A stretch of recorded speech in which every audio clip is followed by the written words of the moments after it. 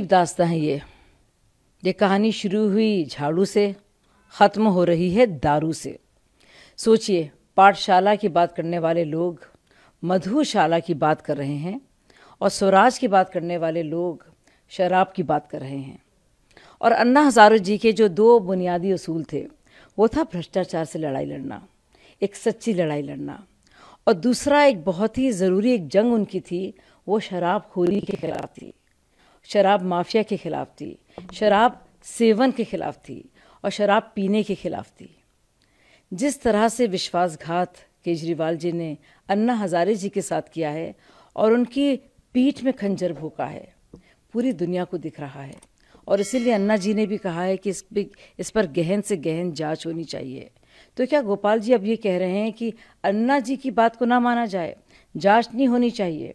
जो राजस्व घटा है, जिस तरह से मुनाफाखोरी हुई है, जिस तरह से ब्लैक लिस्टेड कंपनियों को फ़ायदे दिए गए हैं, जिस तरह से करोड़ों के किकबैक लिए गए हैं, जिस तरह से फ़ोन को नष्ट किया गया है ताकि पूरा डिजिटल ट्रेल ना मिले, जिस तरह से बाकायदा जो भ्रष्टाचार देने वाली, रिश्वत देने वाली पार्टी थी साउथ लॉबी की, वो बाकायदा विजय नायर के थ्रू इस बात की तस्दीक कर रही थी कि हाँ वाकई में ये वही लोग हैं जिनको रिश्वत भेजनी है।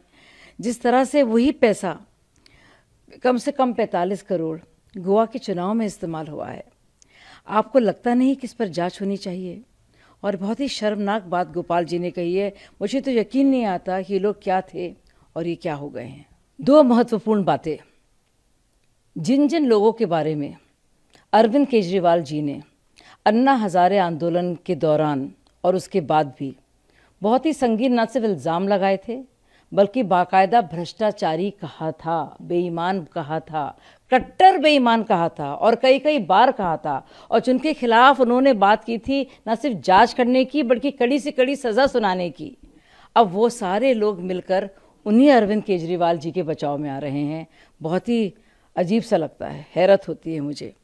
अब दूसरी बात हेमंत सोरेन जी की, कम से कम उनमें इतनी तो शर्म थी कि जब उनकी गिरफ्तारी हो रही थी तो उन्होंने इस्तीफ़ा दिया। अब ये भाई साहब तो कह रहे हैं कि वो पूरी सरकार चलाएंगे। मनोज तिवारी ने कहा था ना कि क्या सरकारें चलती हैं जेल से? जेल से तो सिर्फ गैंग चलते हैं। लेकिन इतने उनके मंत्री वहाँ पे हैं, मुझे लगता है कि कैबिनेट मीटिंग्स आसानी से होंगी, तो हो सकता है वो सरकार वहाँ से चला लें और वही कुछ माहौल हो जहाँ चार यार मिल जाए वहीं रात हो गुलजार।